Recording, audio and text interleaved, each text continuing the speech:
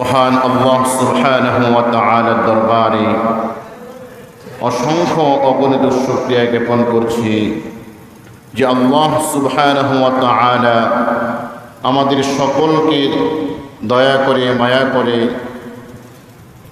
জিলহজ মাসের 9 তারিখ ঈদুল আজহার পূর্বের জুমআ আদায় করার জন্য তার পবিত্র ঘর মসজিদে আসার তৌফিক দান করেছেন। সেই সুবাদে মহান রব্বুল আলামিনের আযীম শান দরবারে আমরা শুকরিয়া জ্ঞাপন করি। সকলেই মুহাব্বতের সাথে অন্তঃস্থল থেকে মহান আল্লাহ সুবহানাহু ওয়া তাআলাকে সন্তুষ্টি করার জন্য শুকরিয়া জ্ঞাপন করি। সকলেই বলি আলহামদুলিল্লাহ। সম্মানিত হাজিরিন, আজকে নির্ধারিত আলোচ্য বিষয় কুরবানির প্রকৃত ইতিহাস এবং তাকওয়া। আল্লাহ সুবহানাহু ওয়া তাআলা আমাদের সকলকে এই গুরুত্বপূর্ণ বিষয়টি ভালোভাবে অনুধাবন করে বোঝা এবং করণীয় বিষয়গুলো করা এবং বর্জনীয় বিষয়গুলো বর্জন করার তৌফিক দান করুন, আমিন। সম্মানিত হাজিরিন, মহান আল্লাহ সুবহানাহু ওয়া তাআলা বাবা আদম আলাইহিস সালাতু ওয়াস সালাম থেকে আমাদের নবী মুহাম্মদ সাল্লাল্লাহু আলাইহি ওয়াসাল্লাম পর্যন্ত 1 লক্ষ 100 লক্ষ কিংবা তার চেয়ে অধিক পয়গম্বর এই পৃথিবীর মধ্যে প্রেরণ করেছেন। তার মধ্যে উল্লেখযোগ্য নবী এবং রাসূলগণ রয়েছেন। তার মধ্যে অন্যতম মহান আল্লাহ সুবহানাহু ওয়া তাআলার প্রিয় খলিল মুসলিম জাতির পিতা ইব্রাহিম আলাইহিস সালাতু ওয়াস সালাম অন্যতম। আল্লাহ সুবহানাহু ওয়া তাআলা যে নবীকে যত বেশি ভালোবেসেছেন, আল্লাহ তাবারক ওয়া তাআলা তার থেকে বেশি পরীক্ষা নিয়েছেন। তবে আমাদের নবী মুহাম্মদুর রাসূলুল্লাহ সাল্লাল্লাহু আলাইহি ওয়াসাল্লামকে সবচেয়ে বেশি ভালোবাসার কারণেই আল্লাহ রাব্বুল আলামিন তার জন্মের পূর্ব থেকে মৃত্যু পর্যন্ত অসংখ্য অগণিত পরীক্ষা আল্লাহ রাব্বুল আলামিন নিয়েছেন। দ্বিতীয়ত, আল্লাহ সুবহানাহু ওয়া তাআলার প্রিয় খলিল হযরত ইব্রাহিম আলাইহিস সালাতু ওয়াস সালাম থেকে অনেক পরীক্ষা আল্লাহ রাব্বুল আলামিন নিয়েছেন। এই মর্মে আল্লাহ সুবহানাহু ওয়া তাআলা সূরাতুল বাকারার মধ্যে ইরশাদ করেন, আউযু বিল্লাহি মিনাশ শাইতানির রাজীম, বিসমিল্লাহির রাহমানির রহিম।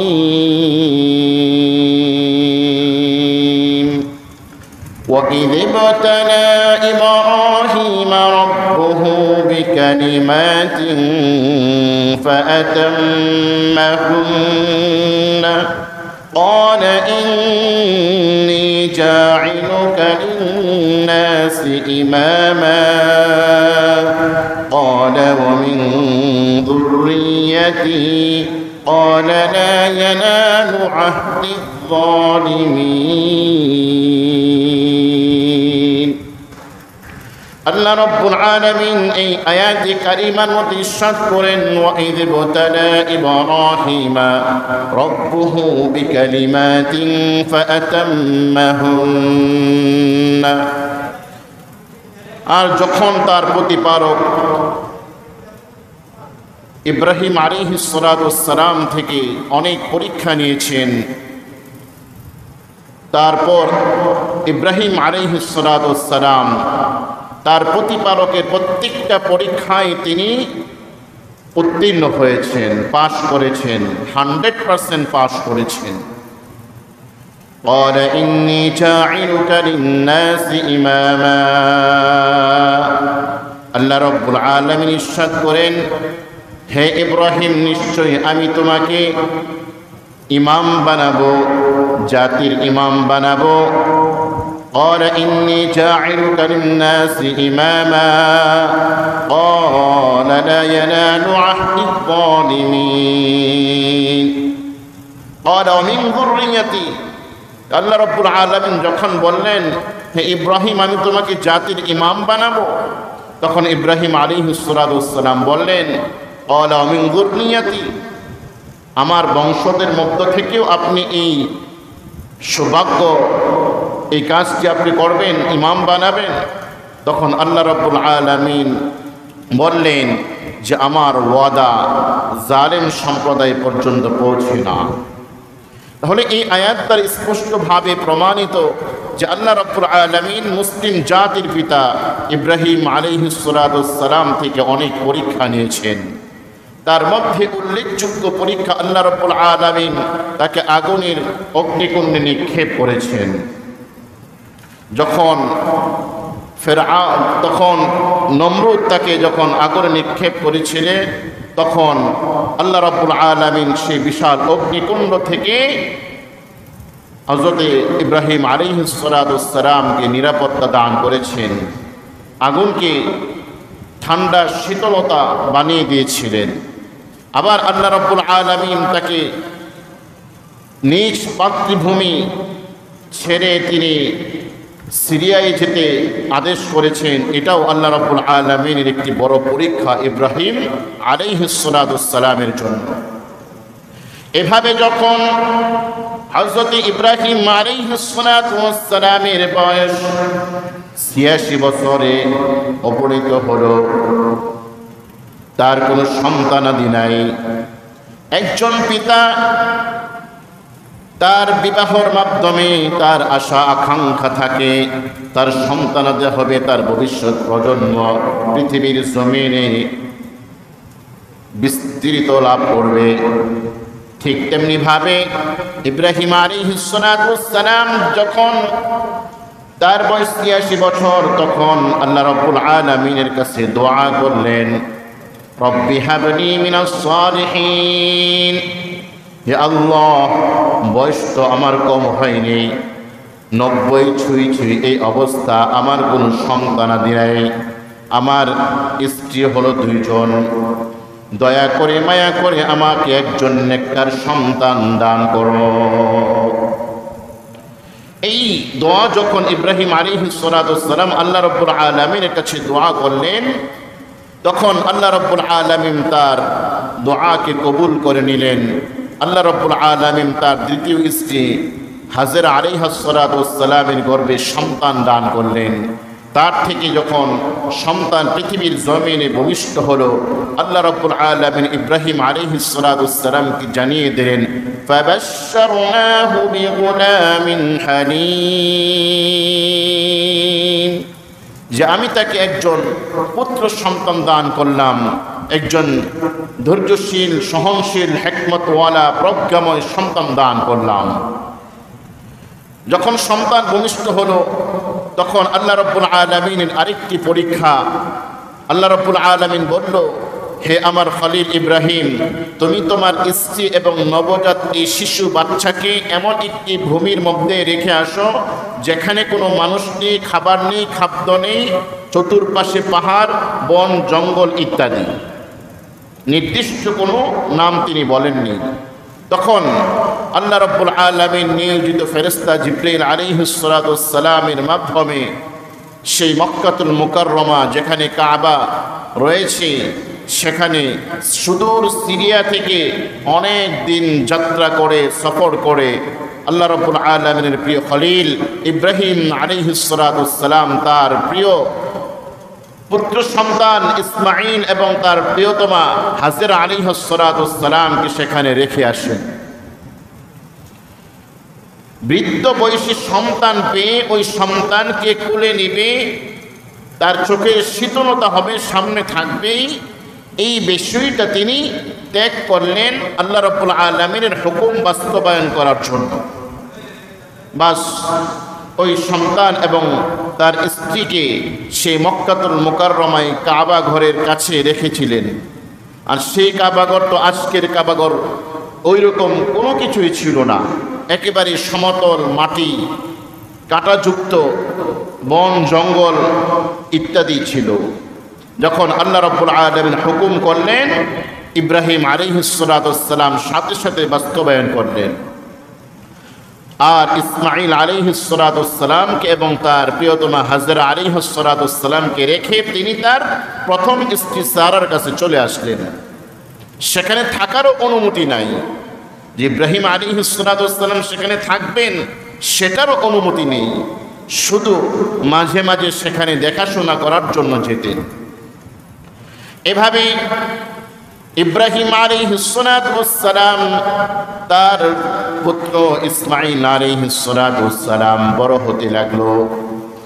যখন তার বয়স 10, 11, 12, কোনো রেওয়ায়েতে এসে 14 বছর, যখন এই ছোট্ট নবজাত শিশু কিশোর বয়সে উপনীত হল, পিতার কাছে সাহায্য সহযোগিতা করার বয়সে উপনীত হল, তখন আল্লাহ রাব্বুল আলামিন তার খলিল ইব্রাহিম আলাইহিস সালামকে স্বপ্নে দেখালো। কি স্বপ্ন? আল্লাহ রাব্বুল আলামিন তার পবিত্র কালামে স্পষ্টভাবে সেই ঘটনা উল্লেখ করেছেন। আল্লাহ রাব্বুল আলামিন ইরশাদ করেন, فلما بلغ معه السعي قال يا بني إني أرى في المنام أني أذبحك فانظر ماذا ترى। আল্লাহ রাব্বুল আলামিন ইব্রাহিম আলাইহিস সালামকে স্বপ্ন দেখালো। ইব্রাহিম আলাইহিস সালাম বলতেছেন, নিশ্চয়ই আমি স্বপ্নে দেখেছি যে আমি আমার পুত্র, একমাত্র পুত্র ইসমাঈলকে আল্লাহর হুকুমে জবেহ করতেছি। আর নবীদের স্বপ্ন সাধারণ মানুষের স্বপ্ন নয়, নবীদের ঘুম সাধারণ মানুষের মতো ঘুম নয়। নবীদের স্বপ্ন আল্লাহ রাব্বুল আলামিনের পক্ষ থেকে ওহী, ডাইরেক্ট ওহী আর স্বপ্নের ওহীর মধ্যে তেমন কোনো পার্থক্য নেই। নবীদেরকে শয়তান ওয়াসওয়াসা দিতে পারে না। নবীদেরকে আল্লাহ রাব্বুল আলামিনের কুদরতি স্পেশাল চাদরে নিরাপত্তা দান করেন, তাই শয়তান তাদেরকে কি করতে পারে না? ওয়াসওয়াসা কিংবা ধোঁকা দিতে পারে না। এই স্বপ্ন তখন দেখলেন, পুত্র ইসমাঈলকে কাছে ডাকলেন, ডেকে বললেন, ইন্নী আরা ফিল মানাম আন্নী আযবাহুকা ফানজুর মাযা তারা। ইয়া বুনাইয়া, হে আমার পুত্র, একমাত্র পুত্র, সন্তানের দুনিয়ায় 90 বছর বয়সের কাছাকাছি বয়সে আল্লাহ রাব্বুল আলামিন তার দ্বিতীয় স্ত্রী হাজেরা আলাইহিস সালামের গর্ভ থেকে সন্তান দান করলেন একমাত্র ইসমাঈলকে। পরবর্তীতে আল্লাহ রাব্বুল আলামিন সারা আলাইহিস সালামের গর্ভ থেকে আরেকজন সন্তান দান করেছিলেন, তিনি হলেন ইসহাক আলাইহিস সালাম। তাহলে আল্লাহ রাব্বুল আলামিন যখন এই স্বপ্ন তথা ওহীর মাধ্যমে ইব্রাহিম আলাইহিস সালামকে জানিয়ে দিলেন, ঠিক এই কথাগুলোই তার পুত্র ইসমাঈলকে ডেকে বললেন, হে আমার বৎস, হে আমার একমাত্র ছেলে, হে আমার কলিজার টুকরা সন্তান ইসমাঈল, ইন্নী আরা ফিল মানাম, আমি তো স্বপ্নের মাধ্যমে দেখেছি, আন্নী আযবাহুকা ফানজুর, যে আমি তোমাকে জবেহ করতেছি, ফানজুর মাযা তারা, এই ব্যাপারে তোমার কি অভিমত, তোমার কি কথা, তুমি আমার কাছে বলো। তখন ইসমাঈল আলাইহিস সালাম ছোট্ট কিশোর, তিনি তার পিতার প্রশ্নের জবাব দিতে গিয়ে বলেন, ক্বালা ইয়া আবাতি ইফআল মা তু'মার। ক্বালা, তিনি বললেন, ইয়া আবাতি, হে আমার পিতা, হে আমার শ্রদ্ধেয় পিতা, ইফআল মা তু'মার, আপনাকে যেভাবে হুকুম করা হয়েছে সেটা আপনি বাস্তবায়ন করুন। ক্বালা ইয়া আবাতি ইফআল মা তু'মার, এই ব্যাপারে আমার কোনো দ্বিতীয় কোনো কথা নেই, আপনাকে যেভাবে আল্লাহ রাব্বুল আলামিন হুকুম করেছেন, নির্দেশনা দিয়েছেন আমাকে জবেহ করার জন্য, এই ব্যাপারে আমার কোনো দ্বিতীয় কথা নাই, আপনি সেটা শতভাগ বাস্তবায়ন করে ফেলুন। সুবহানাল্লাহ। সাতাজিদুনি ইনশাআল্লাহু মিনাস সাবিরিন। তবে আপনি আমাকে পৃথিবীর জমিনে যত ধৈর্যশীল বান্দা রয়েছে ওই সমস্ত ধৈর্যশীল বান্দাদের অন্তর্ভুক্ত আমাকে পাবেন। ধৈর্যশীল যারা রয়েছিল পৃথিবীর মধ্যে তাদের মধ্যে আমাকে পাবেন। তবে এই ধৈর্যশীল হওয়ার জন্য আমার কোনো শক্তি বাহাদুরি নেই, এই ব্যাপারেও আমি আল্লাহর উপর তাওয়াক্কুল করতেছি। ইনশাআল্লাহু মিনাস সাবিরিন, সাতাজিদুনি ইনশাআল্লাহু মিনাস সাবিরিন। নিশ্চয়ই নিশ্চয়ই আমাকে আপনি ধৈর্যশীলদের অন্তর্ভুক্ত পাবেন যদি আল্লাহ রাব্বুল আলামিন ইচ্ছা করেন। সুবহানাল্লাহ। প্রত্যেকটা কাজে কর্মে, ছোট হোক বড় হোক, নবীদের সমস্ত কাজ নবীরা আল্লাহর উপর তাওয়াক্কুল করে করত। নিজের বাহাদুরি, নিজের শক্তি সামর্থ্যকে তারা কখনোই প্রাধান্য দেননি। যখন ছেলের কাছ থেকে এই সিদ্ধান্ত আসলো তখন পিতা তার পুত্রকে সাজিয়ে গুজিয়ে মিনার প্রান্তরে চলে গেল। মক্কা থেকে 8 কিলোমিটার দূরে অবস্থিত মিনা ময়দানে চলে গেল। সেখানে ইসমাঈল আলাইহিস সালাতু ওয়াস সালামকে শয়তান ধোঁকা দিল, কিন্তু শয়তানের ধোঁকার মধ্যে ওই যে আগেই বলেছি, কোনো ধোঁকায় কোনো নবীকে অস্ত্রসা দিতে পারে না, শয়তান তাদেরকে ধোঁকা দিতে পারে না। আল্লাহ রাব্বুল আলামিন তাদেরকে নিরাপত্তা দান করেন।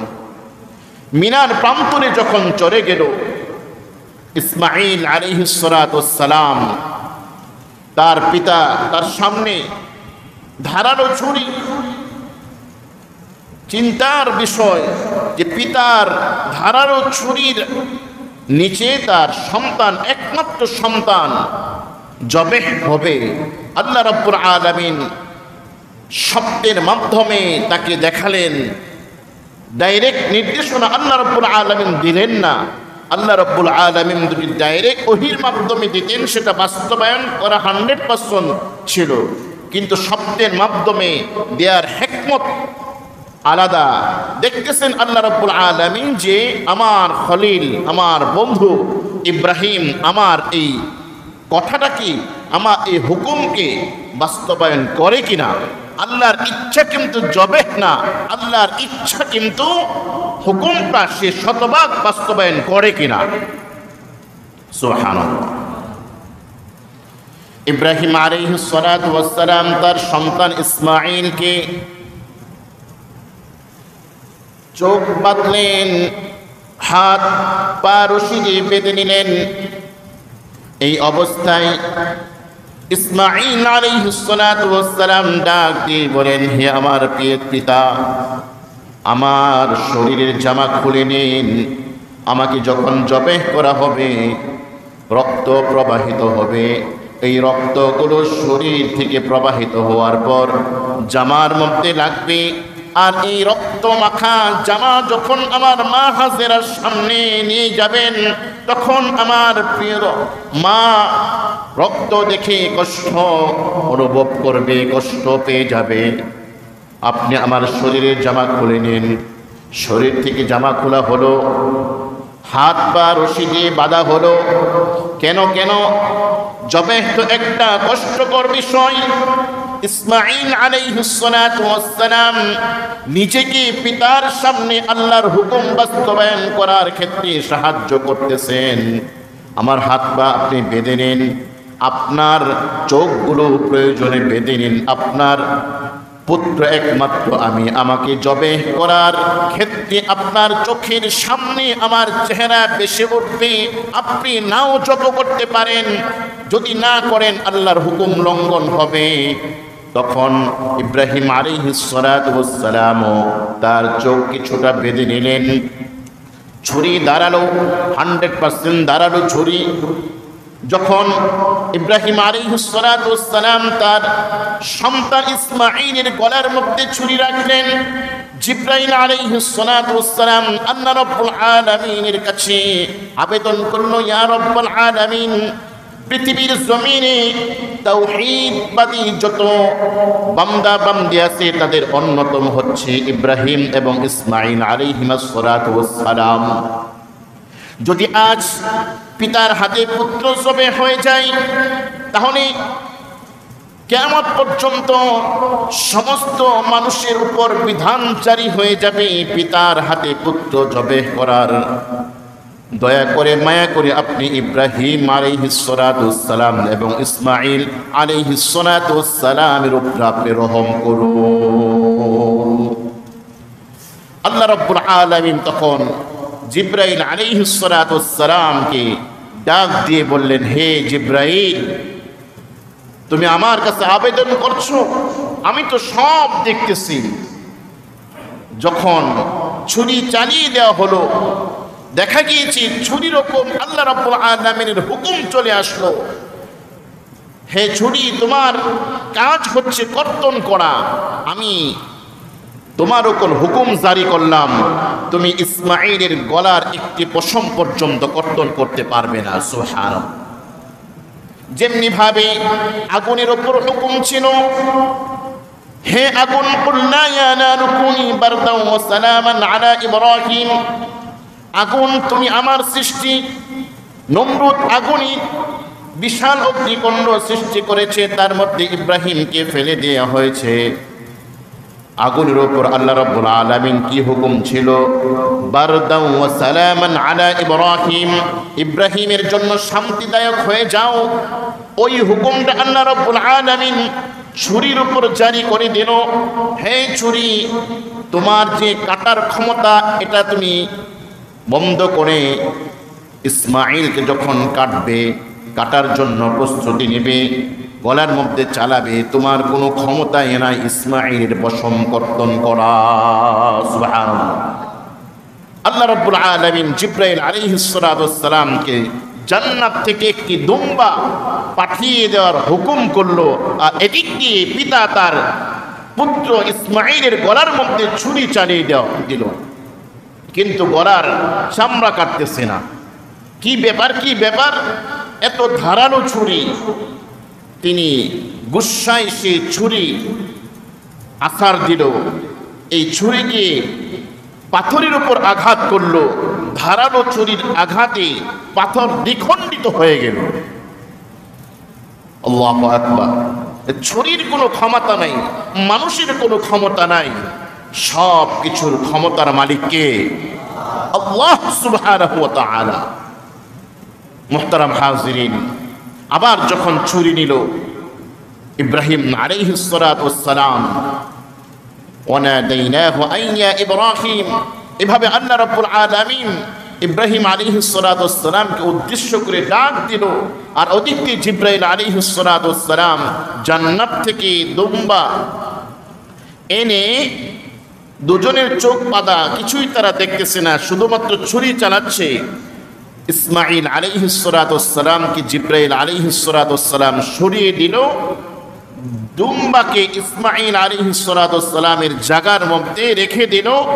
দ্বিতীয়বার ছুরি চালানোর সাথে সাথে ওই ছুরির মধ্যে রক্তের গন্ধ চলে আসলো, রক্ত প্রবাহিত হচ্ছে। ইব্রাহিম আলাইহিস সালাতু ওয়াস সালাম নিশ্চিত জানে ইসমাঈল আলাইহিস সালাতু ওয়াস সালাম জবেহ হয়ে গেছে, রক্তের গন্ধ তার নাকের মধ্যে চলে আসতেছে। তখন জিবরাইল আলাইহিস সালাতু ওয়াস সালাম আল্লাহু আকবার, আল্লাহু আকবার বলতেছিল, আর ইব্রাহিম আলাইহিস সালাতু ওয়াস সালাম বলতেছিল যে আল্লাহু আকবার আল্লাহু আকবার লা ইলাহা ইল্লাল্লাহু ওয়াল্লাহু আকবার, আর তৃতীয় বাক্য ওয়ালিল্লাহিল হামদ, যে জবেহ থেকে ইসমাঈল আলাইহিস সালাতু ওয়াস সালামকে আল্লাহ রাব্বুল আলামিন বাঁচিয়ে দিয়েছেন। এই প্রসঙ্গে ইব্রাহিম আলাইহিস সালাতু ওয়াস সালামের পরেই বলতেছিল ইসমাঈল ওয়ালিল্লাহিল হামদ, সকল প্রশংসা আল্লাহর জন্য। দেখতেছিলেন যে তার পুত্র সামনে দাঁড়িয়ে আছে, জবে হয়ে গেছে জান্নাতি একটা বিশাল দুম্বা। সুবহানাল্লাহ। ওয়ানাদাইনাহু আন ইয়া ইব্রাহিম قد صدقت الرؤيا إنا كذلك نجزي المحسنين سبحان আল্লাহ রাব্বুল আলামিন ডাক দিতে বলতেছেন ওয়ানাদাইনাহু আন ইয়া ইব্রাহিম কদ সাদ্দাকতা রুইয়া, হে ইব্রাহিম তোমাকে স্বপ্নে আমি হুকুম দিয়েছি, তুমি শতভাগ এই হুকুমকে তুমি বাস্তবায়ন করে আমাকে দেখিয়েছো। ইন্না কাযালিকা নাজসিল মুহসিনিন, নিশ্চয়ই আমি আল্লাহ রাব্বুল আলামিন এভাবেই যারা মুহসিন মুমিন তাদেরকে প্রতিদান দিয়ে থাকি। ওয়াফাদাইনাহু বিযিবহিন আযীম, আর আমি আল্লাহ রাব্বুল আলামিন ইসমাঈলকে সরিয়ে জান্নাত থেকে একটি বিশাল দুম্বা তার স্থানে রেখে দিয়েছি। সুবহানাল্লাহ। আল্লাহ রাব্বুল আলামিনের কাছে এই স্মৃতি, এই যে স্বপ্নের বাস্তবায়ন এত পছন্দ হয়েছে, এতই পছন্দ হয়েছে আল্লাহর কাছে, কিয়ামত পর্যন্ত সকল মানুষ নর এবং নারী তাদের জন্য জিলহজ মাসে 10, 11, 12 তারিখ এই 3 দিনের যে কোনো সময়ে আল্লাহ রাব্বুল আলামিন তাদের উপর কুরবানি, পশু কুরবানিটা ওয়াজিব করে দিয়েছেন। সুবহানাল্লাহ। এই স্মৃতি ধারণ করার জন্য ইব্রাহিম আলাইহিস সালাতু ওয়াস সালাম যে বাস্তবায়ন করেছেন, শতভাগ বাস্তবায়ন করেছেন। যা শুধু জবে ইসমাঈল হয়নি, কিন্তু তার ইচ্ছা এবং তার শতভাগ অবস্থাটা এরকম যে জবে হয়ে গিয়েছে। আল্লাহর হুকুমের ক্ষেত্রে সন্তানের মায়াকে তিনি ত্যাগ করেছেন, সন্তানের স্নেহ ভালোবাসা সব কিছুকে তিনি ত্যাগ করে আল্লাহর হুকুমকে শতভাগ বাস্তবায়ন করার ক্ষেত্রে সামান্য থেকে সামান্য তিনি কি পিছপা ছিলেন না, তিনি সামনেই ছিলেন। শতভাগ তিনি বাস্তবায়ন করার জন্য প্রস্তুতি গ্রহণ করে বাস্তবায়নও করেছেন। এদিক দিয়ে আল্লাহ রাব্বুল আলামিন তার সন্তানকে বাঁচিয়ে দিয়েছেন। এজন্য আল্লাহ রাব্বুল আলামিন কিয়ামত পর্যন্ত উম্মতি মুহাম্মদীদের জন্য এই কুরবানি করাটা এই দিনের মধ্যে ওয়াজিব করে দিয়েছেন। সুবহানাল্লাহ। মুহতারাম হাজিরিন, আল্লাহ সুবহানাহু ওয়া তাআলা যত হুকুম আহকাম বিধান রয়েছে, সমস্ত আহকাম বিধানগুলো আল্লাহ রাব্বুল আলামিনের কাছে কিন্তু তেমন গুরুত্ব নেই, কিন্তু মানুষের গুরুত্ব অবশ্যই করতে হবে। নামাজ, রোজা, হজ, যাকাত সব কিছু আল্লাহ রাব্বুল আলামিনের হুকুম, এটা মানুষের কাছে অসীম গুরুত্ব। যদি গুরুত্ব না দেয় তাহলে ঈমানের মধ্যে কমতি আসবে, আর ঈমানের মধ্যে কমতি আসলে আল্লাহ রাব্বুল আলামিন তাকে কি ক্ষমা করবেন না। আমলের মধ্যে কমতি আসলে আল্লাহ রাব্বুল আলামিন সেটা অন্য বিভিন্ন আমল দ্বারা এটা পূর্ণাঙ্গ রূপ দিবেন, তাকে বাঁচিয়ে দিবেন। আমলের মধ্যে কমতি আসলে আল্লাহ রাব্বুল আলামিন ক্ষমা করে দিবেন, কিন্তু ঈমানের মধ্যে শিরিক আসলে সেটা আল্লাহ রাব্বুল আলামিন কখনো ক্ষমা করবেন না। তাই বলতেছিলাম যে প্রত্যেকটি আমল আল্লাহ রাব্বুল আলামিনের কাছে পৌঁছে বান্দার অন্তরে কি আছে এটার উপর ডিপেন্ড করে, আর সেটার নাম হচ্ছে কি তাকওয়া। তাকওয়া কাকে বলে? যে আল্লাহ রাব্বুল আলামিন কুরবানি করার ক্ষেত্রে আল্লাহ রাব্বুল আলামিন ইরশাদ করেন, lan yanalallaha luhumuha wala dima'uha walakin yanaluhu at-taqwa minkum, যে হে আমার বান্দারা, তোমরা যে আমার হুকুম বাস্তবায়ন করার ক্ষেত্রে তোমরা পশুকে কুরবানি করো, বিশাল পশু তুমি কুরবানি করার জন্য ক্রয় করেছ, এই পশুর যত গোশত আছে, লুহুমুহা ওয়ালা দিমাউহা, রক্ত আছে, এগুলো আমি আল্লাহ রাব্বুল আলামিনের কাছে কিছুই পৌঁছে না। বসে একমাত্র তোমার অন্তরের মধ্যে যে ভয় আছে, আমার ভয়, সেটার নাম হচ্ছে তাকওয়া। সে তাকওয়াটা আমি দেখি। যার যত বেশি তাকওয়া রয়েছে, আমি আল্লাহ রাব্বুল আলামিন তার থেকে ওই আমলটা কবুল করে নেই। সুবহানাল্লাহ। যে আমরা তো কুরবানি করব, ইব্রাহিম আলাইহিস সালাতু ওয়াস সালাম শতভাগ তাকওয়া নিয়ে কুরবানি করার জন্য মিনার প্রান্তরে গিয়েছিলেন, যে আমরা আমাদের পশুকে কুরবানি করব। পশু কুরবানি করার মানেই হচ্ছে যে আল্লাহর ভয় নিয়ে কাজটা করতে হবে, যেটা আল্লাহর হুকুম। এটা গোশত আল্লাহর কাছে পৌঁছবে না, পশমও আল্লাহর কাছে পৌঁছবে না, চামড়াও আল্লাহর কাছে পৌঁছবে না, হাড্ডি এগুলো আল্লাহর কাছে পৌঁছবে না। পৌঁছবে শুধু একমাত্র অন্তরের ভয়, তাকওয়া। তাকওয়া কাকে বলে? তাকওয়া হচ্ছে, তাকওয়ার আবিধানিক অর্থ হচ্ছে কি? ভয়, ভীতি, পরহেজগারি ইত্যাদি। শরীয়তের পরিভাষায় তাকওয়া হচ্ছে যে আমলটা কিংবা যে হুকুমটা আমি বাস্তবায়ন করব, সেটা কোনো জাগতিক উদ্দেশ্য নয়, কোনো মানুষের উদ্দেশ্য নয়। একমাত্র উদ্দেশ্য হতে হবে কি? আল্লাহ রাব্বুল আলামিনের সন্তুষ্টি। এটার নাম হচ্ছে কি? তাকওয়া। মুহতারাম হাজিরিন, এভাবে কাব রাদিয়াল্লাহু তাআলা আনহুকে উমরে ফারুক রাদিয়াল্লাহু তাআলা আনহু জিজ্ঞাসা করল, হে কাব, তুমি বলো তো তাকওয়া কাকে বলে? হযরত কাব রাদিয়াল্লাহু তাআলা আনহু বলল, ইয়া আমিরাল মুমিনিন, তাকওয়া আপনি জানতে চেয়েছেন, আমি আপনাকে প্রশ্ন করি, আপনি কি আপনার জীবনে কখনো কাঁটাযুক্ত রাস্তা দিয়ে কিংবা জঙ্গল দিয়ে হেঁটে গিয়েছেন কিনা? উমরে ফারুক রাদিয়াল্লাহু তাআলা আনহু বলল, হে কাব, আমি আমার জীবনে অসংখ্য বার কাঁটাযুক্ত রাস্তা দিয়ে হেঁটে গিয়েছি। কাব রাদিয়াল্লাহু তাআলা আনহু বলল, কিভাবে হেঁটে গিয়েছেন বলুন তো দেখি। উমরে ফারুক রাদিয়াল্লাহু তাআলা আনহু বলল, হে কাব, আমি যখন কাঁটাযুক্ত রাস্তা দিয়ে হেঁটে গিয়েছি, অত্যন্ত সতর্ক অবস্থায় হেঁটে গিয়েছি।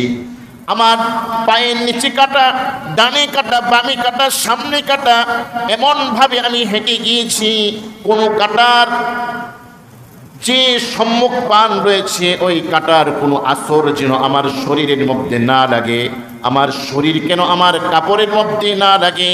এভাবে আমি ওই গন্তব্য দিয়ে নিরাপদে হেঁটে গিয়েছি, সতর্ক অবস্থায়। হযরত কাব রাদিয়াল্লাহু তাআলা আনহু বলল, ইয়া আমিরুল মুমিনিন, ওমর ইবনে খাত্তাব রাদিয়াল্লাহু তাআলা আনহু, এরই নাম হচ্ছে তাকওয়া। আপনি যখন দুনিয়ার মধ্যে চলবেন, সুদের গন্ধ আসবে আপনার জীবদ্দশায়।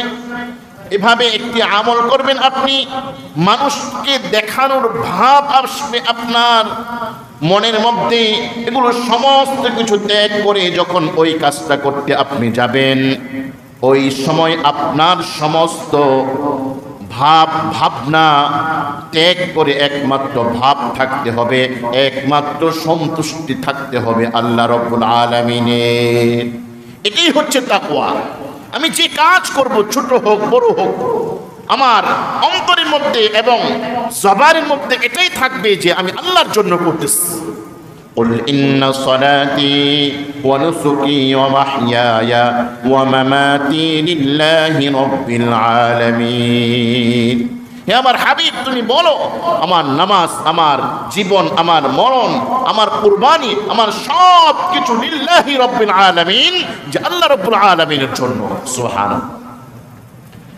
আরো যদি তাকওয়ার উদাহরণ দেই, তাহলে আরেকটা উদাহরণ দিয়ে এটা বুঝতে পারি। একজন 25 বছরের যুবক, হঠাৎ করে তার সামনে এক সুন্দরী রমণী, অপরূপা সুন্দরী তার সামনে চলে আসলো। তার যৌবন 100 আশপাশে কেউ নেই। এই যুবককে যদি সে, ওই যুবতীকে যদি এই যুবক ধরে স্পর্শ করে, কেউ বাধা দেওয়ার নেই। যুবতীও তার মনের আকাঙ্ক্ষা ওই যুবকের দিকে, সব কিছু ঠিকঠাক। ওই মুহূর্তে ওই যুবক যদি বলে, এই যে আমি কাজ যদি আমি করে ফেলি, গুনাহ করে ফেলি, জিনা করার ক্ষেত্রে আমাকে কেউ বাধা দেওয়ার কেউ নেই। যদি বলে একমাত্র মহান আল্লাহ সুবহানাহু ওয়া তাআলা দেখতেছেন, আল্লাহর ভয়ে এই 100% সুবিধা থাকা সত্ত্বেও ওই যুবতীকে স্পর্শও না করে, এটার নাম হচ্ছে তাকওয়া। সুবহানাল্লাহ, এটার নাম কি? তাকওয়া। আমার সামনে এক বস্তা টাকা পড়ে আছে, ইচ্ছা করলে আমি নিতে পারি, আমার ব্যাগের মধ্যে ঢুকাতে পারি, আমার ঘরের মধ্যে নিয়ে যেতে পারি, কেউ দেখাননি। কিন্তু আমার অন্তরের মধ্যে যদি এটা আছে যে আল্লাহ রাব্বুল আলামিন সামিউম বাসীর, এর নাম হচ্ছে তাকওয়া। এভাবে প্রত্যেকটা কাজ কর্ম আমি আপনি যেটাই করি না কেন, আমার অন্তরের মধ্যে থাকতে হবে কি? তাকওয়া। ঠিক তেমনি ভাবে আমি আপনি লক্ষ লক্ষ টাকা দিয়া কুরবানির পশু ক্রয় করেছি, পশুকে ক্রয় করেছি, কিন্তু আমার অন্তরের মধ্যে যদি তাকওয়া নামক এই বিষয়টা না থাকে, তাহলে লক্ষ লক্ষ টাকার কুরবানি শুধুমাত্র লোক দেখানোই থাকবে। আখিরাতে এটার ফজিলত তো দূরের কথা, এটা আমার জন্য জাহান্নামে যাওয়ার একটা কারণ হয়ে যাবে। আর যদি আমি সামান্য থেকে সামান্য 10-15 হাজার টাকা দিয়ে একটি কুরবানির পশুকে ক্রয় করি, আমার অন্তরের মধ্যে যদি তাকওয়া থাকে আল্লাহর জন্য সেটা কুরবানি করি, তাহলে অবশ্যই অবশ্যই আল্লাহ রাব্বুল আলামিন সেই সামান্য পশুর কুরবানি যেটার মধ্যে তাকওয়া ছিল, এটা দ্বারা জান্নাতে যাওয়ার উসিলা হয়ে যাবে। সুবহানাল্লাহ। এজন্য মুহতারাম হাজিরিন, আমি আপনি আমরা যারাই কুরবানি করব, সামর্থ্য অনুযায়ী যে পশুটা আমি ক্রয় করেছি, আমাদের অন্তরের মধ্যে তাকওয়াকে ফিট করুন, তাকওয়াকে নিয়ে আসুন। অন্তরের মধ্যে যদি লোক দেখানো ভাব থেকে থাকে, আল্লাহ রাব্বুল আলামিনের কুদরতি ভাই সেজদা করে আল্লাহর কাছে ক্ষমা চান, হে আল্লাহ, মনের মধ্যে অজান্তে শয়তানের ওয়াসওয়াসায় ঢুকায় আমার অন্তরের মধ্যে লোক দেখানো ভাবে এই পশুটা আমি ক্রয় করেছিলাম, তোমার কাছে ক্ষমা চাই, তুমি আমাকে ক্ষমা করো, আমার এই পশুটা যেন তোমার ভয়ে আমি কুরবানি করতে পারি। যেটা ইব্রাহিম আলাইহিস সালাতু ওয়াস সালাম তার সন্তানকে কুরবানি করার ক্ষেত্রে শতভাগ তাকওয়াকে অবলম্বন করে কুরবানি করার জন্য মিনার প্রান্তরে গিয়েছিল। সেই তাকওয়া আমার অন্তরে তুমি এনে দাও। আল্লাহ সুবহানাহু ওয়া তাআলা অবশ্যই ক্ষমাশীল, আপনাকে আমাকে আমাদের সকলকে ক্ষমা করে তাকওয়াকে অন্তরের মধ্যে এনে দিবেন। আল্লাহ সুবহানাহু ওয়া তাআলা রহমান রহিম, গফফার, গফুর। তাহলে এভাবে যদি আমরা কুরবানির পশুকে আদর যত্ন করে আগামীকাল ইনশাআল্লাহ আল্লাহ চাহিত কুরবানি করে, এই কুরবানি দ্বারা যত ফজিলত হাদিসের মধ্যে বর্ণিত হয়েছে, কোরআনের মধ্যে বর্ণিত হয়েছে, পূর্ণাঙ্গ ফজিলত আমি আপনি অবশ্যই আল্লাহর কাছ থেকে পাবো ইনশাআল্লাহ। আল্লাহ সুবহানাহু ওয়া তাআলা আমাকে আপনাকে আমাদের সকলকে পূর্ণাঙ্গ তাকওয়া অবলম্বন করে আমাদের প্রত্যেকটি কাজ কর্ম, বিশেষ করে আগামীকাল কুরবানি, সেই কুরবানির জন্য আমরা করতে পারি। আল্লাহ রাব্বুল আলামিন সবাইকে সেই তৌফিক দান করুন। আমিন সুম্মা আমিন। ওয়া আখিরু দাওয়ানা আলহামদুলিল্লাহি রাব্বিল আলামিন।